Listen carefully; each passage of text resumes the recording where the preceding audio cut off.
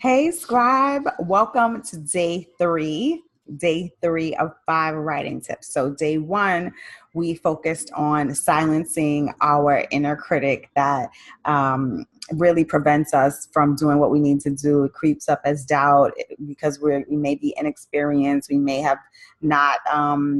Has spent enough time researching this particular topic that we're writing about.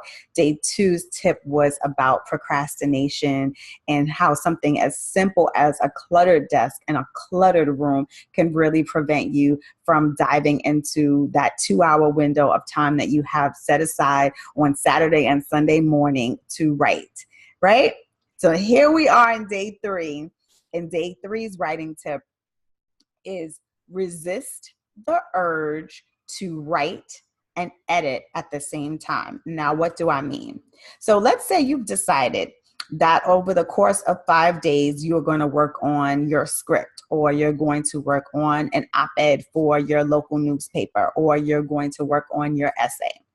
And you're going to you're going to sit in a chair and write 500 words per day. So over the course of 5 days, you're now going to have 2,500 words. However, if you sit down day one and you write, and let's say you get to the 300 word mark, and now you go back and you start to edit your work, and you're fixing grammar and you're fixing flow and structure, and then you're like, oh, that doesn't sound right.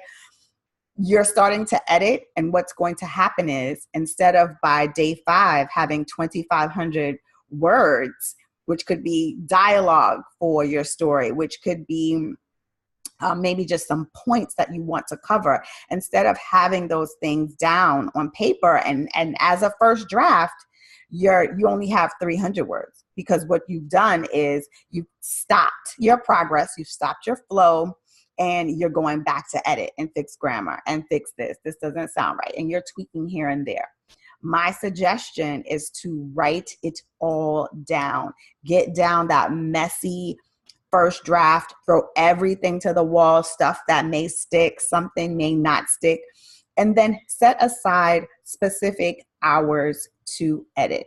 So let's say Monday through Friday, you're working on this, let's call it an op-ed for the New York Times. You're working on this op-ed for the New York Times.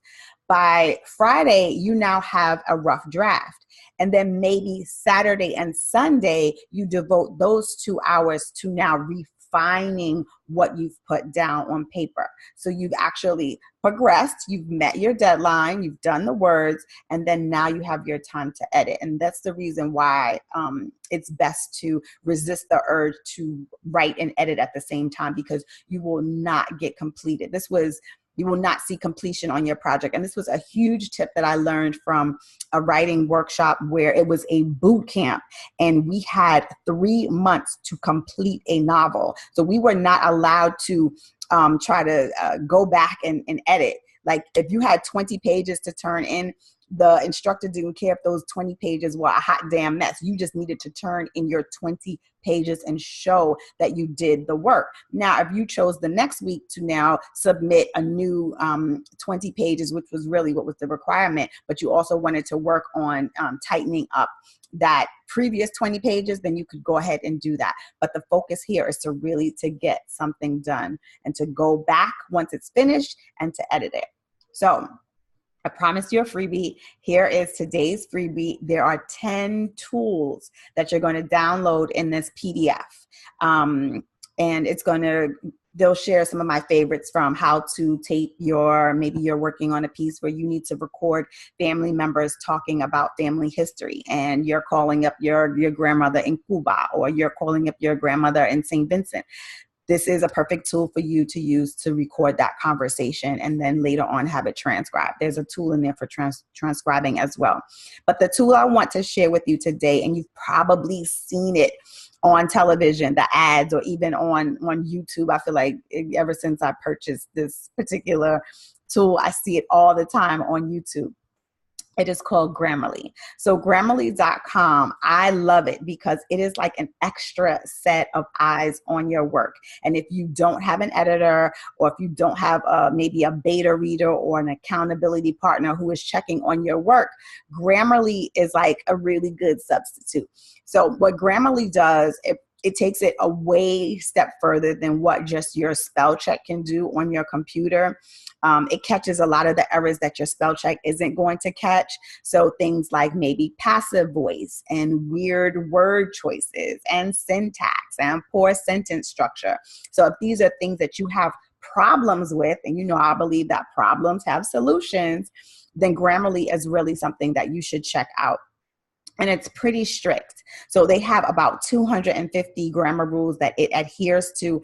But the thing that I love is that if you're going based on, I believe it's just the paid version, if with the paid, and there is a free version, but with the paid version, you can set it to what you need it to be. Maybe you're writing something that's more creative or technical, and it will follow rules to make sure that you're meeting your goal with that. Excuse me. And that's the paid version. But there's also a free version that is absolutely good as well. And I suggest you try it. You download it. You give it a spin. You tell me what you like about it, what you hate about it. Try all the other tools that I provided. Most of them are free. I think maybe a couple of them have paid versions. You know how the upgrade works. Try those out as well. Give them a spin. Let me know what you think. And just let's keep the dialogue going. And if you have something even better, a better writing tool, let me know as well, because I need that. I need that in my life. So I will see you for day 4's writing tip and more freebies. Take care.